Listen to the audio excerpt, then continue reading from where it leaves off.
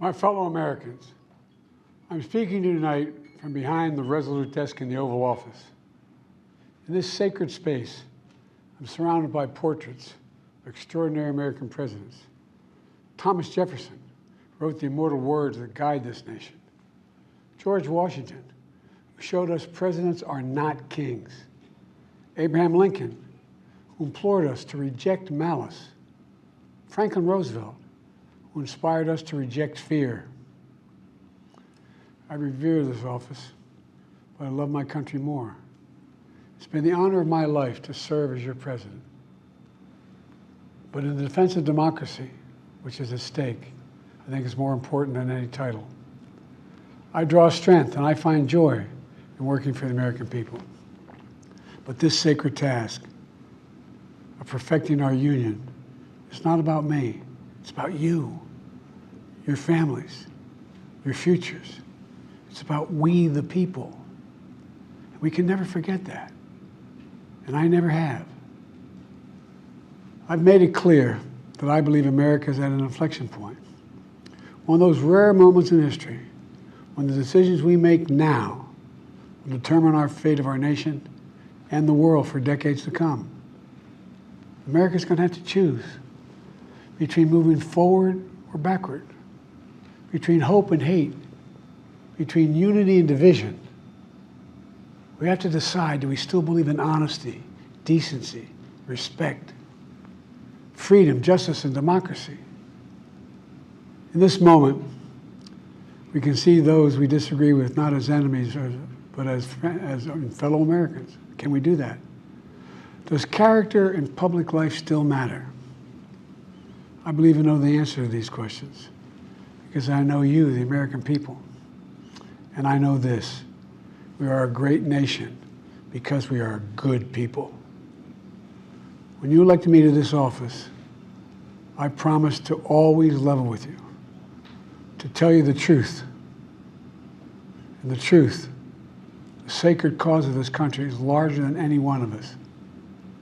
And those of us who cherish that cause, cherish it so much, a cause of American democracy itself, must unite to protect it. You know, in recent weeks, it's become clear to me that I need to unite my party in this critical endeavor. I believe my record as president, my leadership in the world, my vision for America's future, all merited a second term. But nothing can come in the way of saving our democracy. That includes personal ambition. So I've decided the best way forward is to pass the torch to a new generation. That's the best way to unite our nation. You know, there is a time and a place for long years of experience in public life. There's also a time and a place for new voices, fresh voices, yes, younger voices. And that time and place is now. Over the next 6 months, I'll be focused on doing my job as president.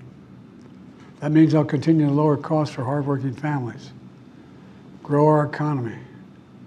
I'll keep defending our personal freedoms and our civil rights, from the right to vote to the right to choose. I'll keep calling out hate and extremism. Make it clear there is no place in America for political violence or any violence ever, period. I'm going to keep speaking out to protect our kids from gun violence, our planet from climate crisis that is the existential threat. And I will keep fighting for my cancer moonshot so we can end cancer as we know it, because we can do it. And I'm going to call for Supreme Court reform because this is critical to our democracy, Supreme Court reform. You know, I will keep working to ensure America remains strong and secure and the leader of the free world. I'm the first president in this century to report to the American people that the United States is not at war anywhere in the world. We'll keep rallying a coalition of proud nations to stop Putin from taking over Ukraine and doing more damage. We'll keep NATO stronger, and I'll make it more powerful and more united than any time in all of our history. I'll keep doing the same for our allies in the Pacific. You know, when I came to office, the conventional wisdom was that China would inevitably surpass the United States. That's not the case anymore. And I'm going to keep working to end the war in Gaza, bring home all the hostages, and bring peace and security to the Middle East and end this war. We're also working around the clock to bring home Americans being unjustly detained all around the world. You know, we've come so far since my inauguration. On that day, I told you, as I stood in that winter, we stood in a winter of peril and a winter of possibilities. Peril and possibilities. We were in the grip of the worst pandemic in a century. The worst economic crisis since the Great Depression. The worst attack on our democracy since the Civil War. But we came together as Americans, and we got through it. We emerged stronger, more prosperous, and more secure. Today we have the strongest economy in the world, creating nearly 16 million new jobs, a record. Wages are up. Inflation continues to come down. The racial wealth gap is the lowest it's been in 20 years. We're literally rebuilding our entire nation, urban, suburban, rural, and tribal communities. Manufacturing has come back to America. We're leading the world again in chips and science and innovation. We finally beat Big Pharma after all these years to lower the cost of prescription drugs for seniors. And I'm going to keep fighting to make sure we lower the cost for everyone, not just seniors. More people have health care today in America than ever before. And I signed one of the most significant laws helping millions of veterans and their families who were exposed to toxic materials. You know, most significant climate law ever in the history of the world. The first major gun safety law in 30 years. And today, the violent crime rate is at a 50-year low. We're also securing our border. Border crossings are lower today than when the previous administration left office. I've kept my commitment to appoint the first black woman to the Supreme Court of the United States of America. I also kept my commitment to have an administration that looks like America and be a president for all Americans. That's what I've done. I ran for president 4 years ago because I believed and still do that the soul of America was at stake. The very nature of who we are was at stake. And that's still the case. America's an idea stronger than any army, bigger than any ocean, more powerful than any dictator or tyrant. It's the most powerful idea in the history of the world. That idea is that we hold these truths to be self-evident.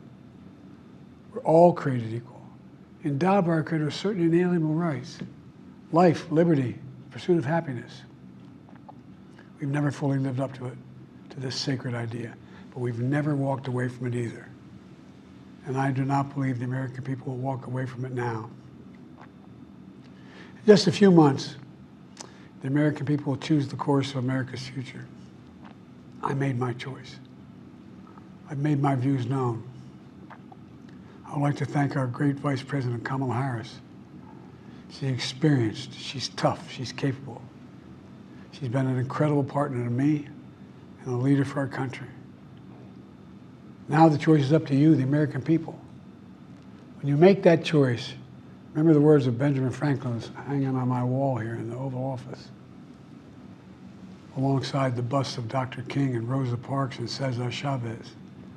When Ben Franklin was asked, as he emerged from the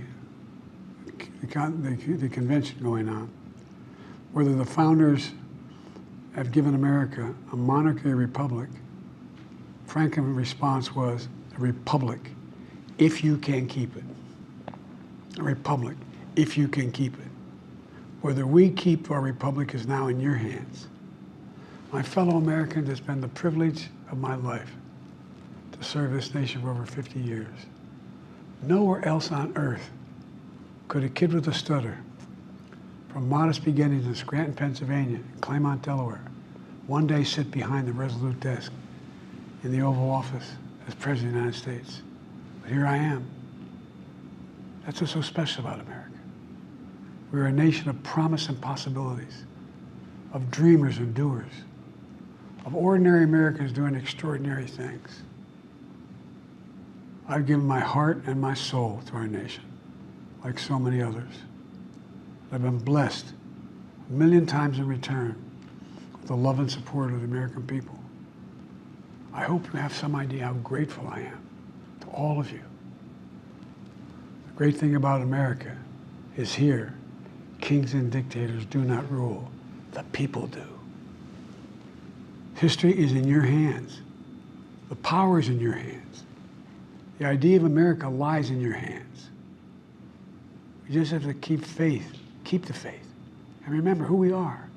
We're the United States of America, and there's simply nothing beyond our capacity when we do it together. So let's act together, preserve our democracy. God bless you all, and may God protect our troops.